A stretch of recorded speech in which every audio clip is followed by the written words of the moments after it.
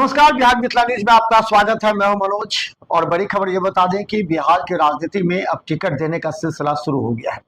देखिए मामला कहां फंस गया, महागठबंधन में। महागठबंधन के घटक दल जैसे ही दबाव डालना प्रारंभ किए कि तेजस्वी यादव जो है वो अधिकार यात्रा पर निकल गए। अधिकार यात्रा पर निकलने का दो मायने हैं, जरा समझिए। जिस क्षेत्र से वो गुजर रहे हैं वहां चर्चा के बाद वहां के संभावित प्रत्याशियों को भी वो देख रहे हैं।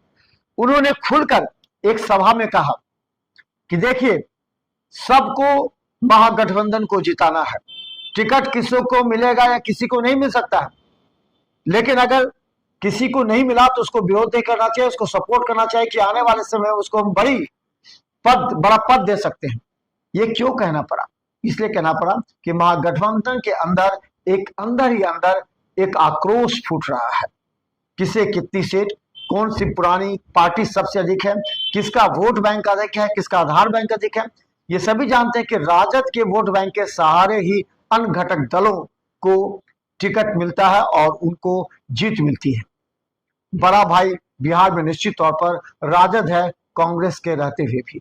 लेकिन जिस तरह राहुल गांधी ने पूरा कहा जाता है स्टील द शो, जब यहाँ बिहार के कई जिलों से गुजरे, जो भीड़ देखी उसे राहुल गांधी की भीड़ जब कही जाने लगी तो तेजस्वी यादव सड़क पर उतर। हम बता दें कि इस यात्रा के बाद यानी कि 24 तारीख के बाद बिहार के महागठबंधन की टिकट फाइनल होने की संभावना है। कई क्षेत्रों में कांग्रेस पार्टी की बड़ी बैठक होगी, दिल्ली से तमाम बड़े नेता आ रहे हैं और वो एक राउंड बात करेंगे। जो एग्जीक्यूटिव कमेटी है, जो कि कार्यकारिणी कमेटी जो कि इसके लिए बनाई गई है, इसके बाद सीट फाइनल होगा। 25 तारीख के बाद ये सीट फाइनल होगा कि कौन सी सीट किसको मिलने वाली है और कितनी सीट किसको मिलेगी, क्योंकि हर सीट पर समझिए, हर सीट पर घटक दलों के, महागठबंधन के घटक दलों ने दावा ठोक दिया। अब जरा एक सवाल ले लीजिए, जाले विधानसभा। जाले विधानसभा में पहले प्रत्याशी रहे हैं कांग्रेस के मशकूर उस्मानी। मशकूर उस्मानी आजकल यात्रा पर निकले। वो जाले विधानसभा के कई क्षेत्रों में जा रहे हैं जहां सड़क नहीं है, जहां के लोगों की समस्या है, जिन लोगों के साथ घटना घटी है उन लोगों से मिलकर उनके विचारों को अपने ही साथ वो शेयर कर रहे हैं, जनता तक पहुंचा रहे हैं। वही हम बता दें, ऋषि मिश्रा भी लगातार क्षेत्र में जनता के बीच में है। ऋषि मिश्रा इस सीट को अपना सीट मानते हैं क्योंकि वो पहले से विधायक रह चुके हैं।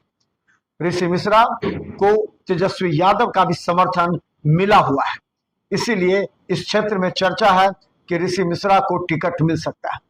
अब जरा समझिए इसी बात की चर्चा कि एक विधानसभा में दो दो घटक दल दावे कर रहे हैं।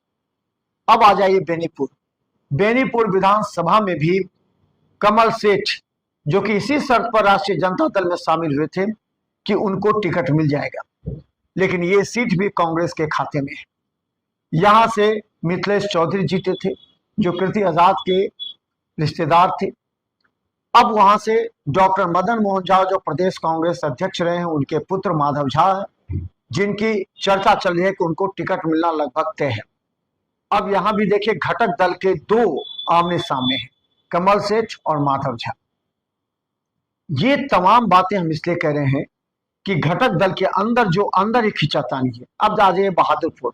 बहादुरपुर विधानसभा में भोला यादव राष्ट्रीय जनता दल से प्रबल उम्मीदवार है, लेकिन यहां पर हरिनंदन यादव के बेटे की भी चर्चा हो रही है। उन्होंने भी तेजस्वी यादव के सामने जाने अनजाने इस बात को रखा है और लोगों ने भी बताया है। इसके अलावा बता दें, यहां से श्याम भारती सीपीएम के हैं, उन्होंने भी अपना दावा ठोका है। यहां भी महागठबंधन के घटक दलों में खींचातानी चल रही है। अब आ जाइए आप हायाघाट। हायाघाट विधानसभा में भी इस तरह की चर्चा चल रही है महागठबंधन के अंदर कि किसे मिलेगा। अति पिछड़ा से बता दें कुमार गौरव, जो लगातार तैयारी कर रहे हैं, उनकी भी नाम की चर्चा है।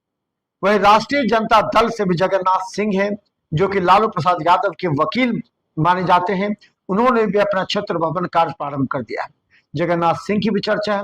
वह राष्ट्रीय जनता दल के जिला अध्यक्ष उदय शंकर यादव भी इस क्षेत्र में तैयारी कर रहे हैं, इस क्षेत्र में अपना दबदबा बढ़ा रहे हैं, लोगों से मिल रहे हैं। और अगर हम दूसरी तरफ बता दें तो यह भी कहा जा रहा है कि अगर राष्ट्रीय जनता दल को ये सीट बहादुरपुर मिल जाती है तो हायाघाट सीपीएम को भी मिल सकता है। इस तमाम बातों की चर्चा हो रही है, यानी कि घटक दल में अभी भी हायाघाट में भी यही प्रक्रिया चल रही है। अब आपको हम लिए चलते हैं दरभंगा शहरी विधानसभा। दरभंगा शहरी विधानसभा में देखिए तीन तीन ऐसे चेहरे हैं जो कि प्रबल दावेदारी कर रहे हैं। यहां से बता दें, राकेश नायक जो आगे चल रहे हैं, यानी कि अब उनके दावेदारी प्रबल है। यह चर्चा है कि राकेश नायक को टिकट मिल सकता है। वहीं बता दें मिट्ठू खेरिया जो कि पहले भी चुनाव लड़ चुके हैं, वो भी मैदान में है, वो भी ताल ठोक रहे हैं। उनकी भी वार्ता हो चुकी है बड़े नेताओं के साथ, उन्हें भी आश्वासन मिल चुका है कि वो चुनाव लड़ेंगे दरभंगा शहरी विधानसभा से।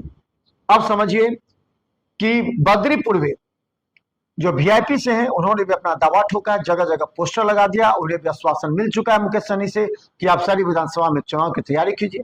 अब देखिए वीआईपी से ही दूसरे जो राष्ट्रीय उपाध्यक्ष हैं उमेश सहनी, उनको भी आश्वासन मिल गया है। वो भी दरभंगा शहरी विधानसभा से चुनाव मैदान में तैयारी कर रहे हैं और बड़े बड़े पोस्टर भी लगा चुके हैं। और यहीं से हम बता दें कि कांग्रेस के भी कई नेता अपना चेहरा दिखा रहे हैं और कह रहे हैं कि अगर जाले राजद को मिला तो दरभंगा शहरी विधानसभा कांग्रेस को मिलेगी। तो कांग्रेस के उम्मीदवार भी खड़े हो गए। जमाल हसन ने भी कहा कि उन्हें भी बातचीत हो गई है। तो महागठबंधन के घटक दलों के अंदर इस तरह की चर्चा जोरों पर है कि आखिर किसको मिलेगी टिकट, किसको नहीं मिलेगी। तेजस्वी यादव इन तमाम बातों से बेफिक्र होकर यात्रा पर निकले हैं। वो ये दिखाना चाहते हैं कि पिछली जो यात्रा थी, वोट अधिकार यात्रा, वो राहुल गांधी की नहीं थी, उसमें तेजस्वी यादव की भूमिका थी, जबकि कांग्रेस कह रहे हैं वो राहुल गांधी की थी। उसी को दिखाने के लिए तेजस्वी यादव भीड़ भाड़ इलाके से गुजर रहे हैं, जनता से मिल रहे हैं, नेताओं का चयन कर रहे हैं किसे मिलेगी टिकट। लेकिन 24 से 30 के बीच काफी अहम है। दरभंगा के 10 विधानसभा में महागठबंधन के घटक दलों में किसे टिकट मिलना है, किसे नहीं मिलना है, ये अब जोरों पर है।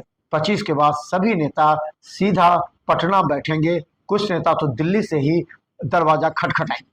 तो देखते रहिए बिहार मित्र न्यूज, क्योंकि राजनीति से जुड़ी हुई हर अपडेट हम आपको बताएंगे कि दरभंगा के कई विधानसभा में महागठबंधन से किसको किसको मिलेगी टिकट।